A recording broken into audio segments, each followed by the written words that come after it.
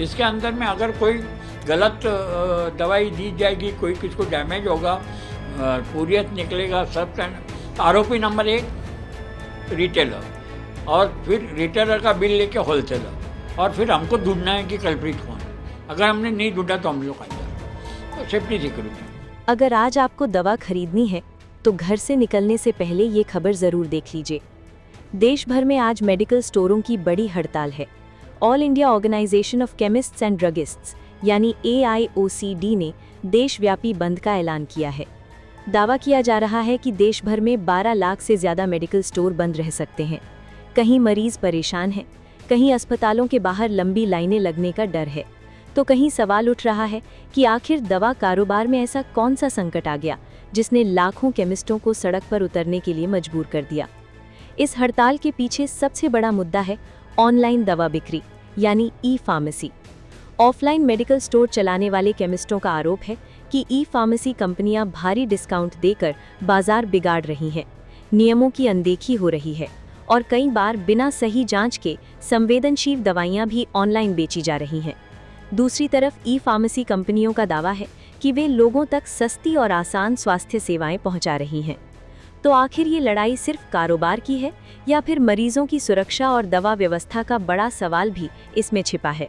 देश भर में आज मेडिकल सेक्टर से जुड़ी सबसे बड़ी हड़तालों में से एक देखने को मिल रही है।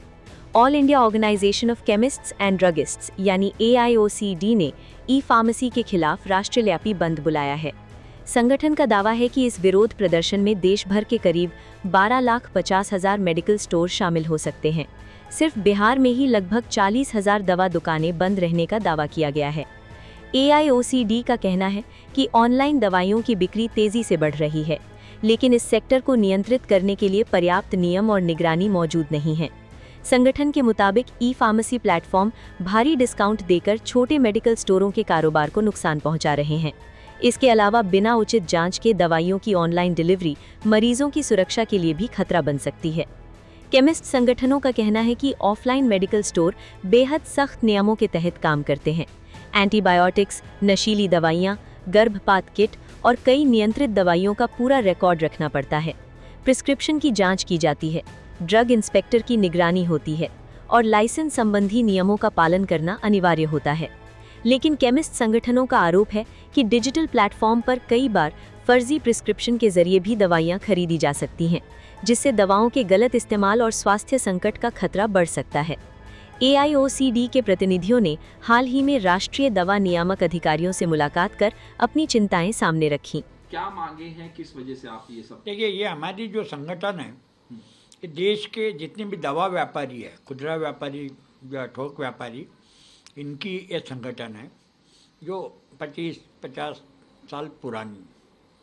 और हमारा जो संगठन है All India Organisation of Chemist and Drugs, इसमें हमारे सभी राज्य और यूनियन टेरिटरी मेंबर हैं। 12.5 लाख हमारे मेंबर। देखिए, अभी आपने देखा होगा कि ऑनलाइन सेल ऑफ मेडिसिन शुरू है, लेकिन आज जो शुरू है ये सब बेकानून है या गैर कानून है, क्योंकि सरकार ने इसके लिए एक नोटिफिकेशन लाया था जो GSR 817 डेटेड 28 अगस्त 18। Naturally we have at that time, जो हमारे महाराष्ट्र के दी देन कमिश्नर थे हर्षदीप कामले, कमेटी बनाई गई to bring online sale of medicine in India.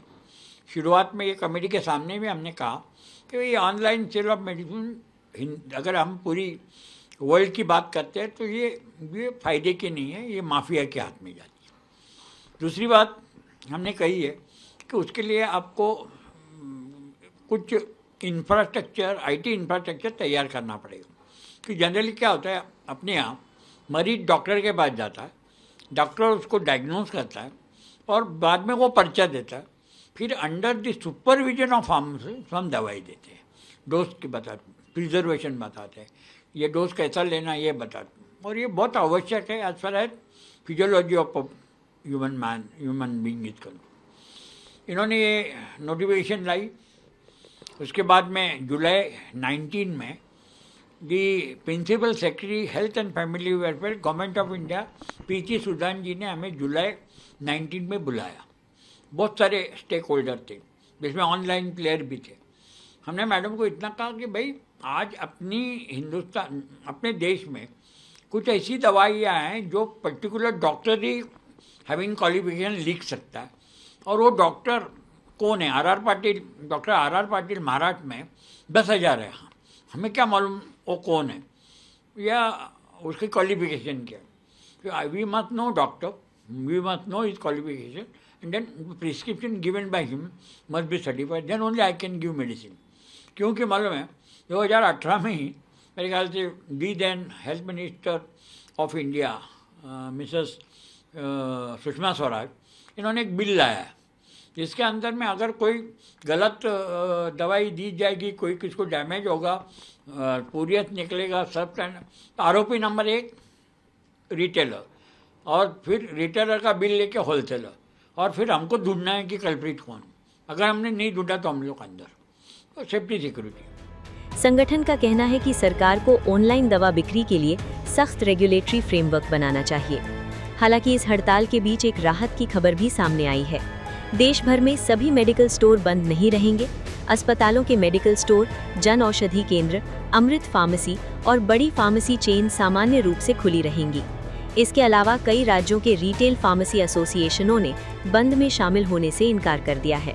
Uttar Pradesh, पश्चिम बंगाल, पंजाब, महाराष्ट्र, केरल, गुजरात, हरियाणा, कर्नाटक, छत्तीसगढ़, उत्तराखंड, सिक्किम और लद्दाख के कई संगठनों ने आश्वासन दिया है कि दवाओं की कमी नहीं होने दी जाएगी। हालांकि मध्य प्रदेश और कर्नाटक के कुछ हिस्सों में बंद का असर ज्यादा देखने को मिल सकता है। अब सवाल उठता है कि आखिर ई फार्मेसी को लेकर विवाद इतना बड़ा क्यों हो गया? दरअसल पिछले कुछ वर्षों में भारत में ऑनलाइन दवा कारोबार तेजी से बढ़ा है।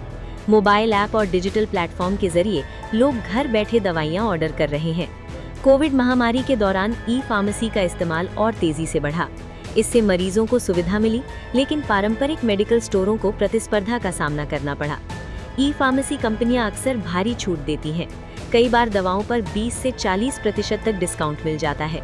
छोटे शहरों और कस्बों के मेडिकल स्टोर का कहना है कि वे इतनी छूट देकर कारोबार नहीं चला सकते।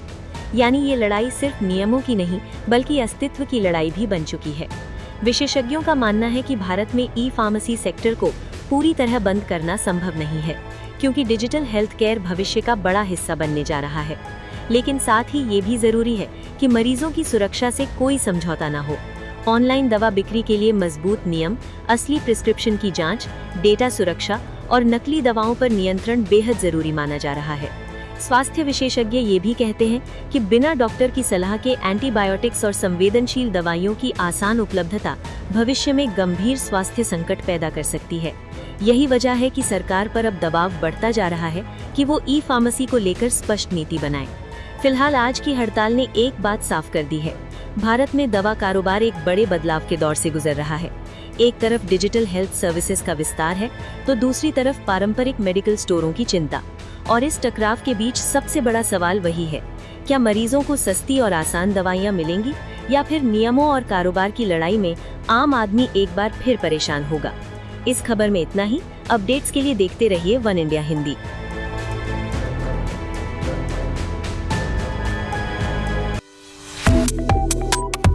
Subscribe to One India and never miss an update. Download the One India app now.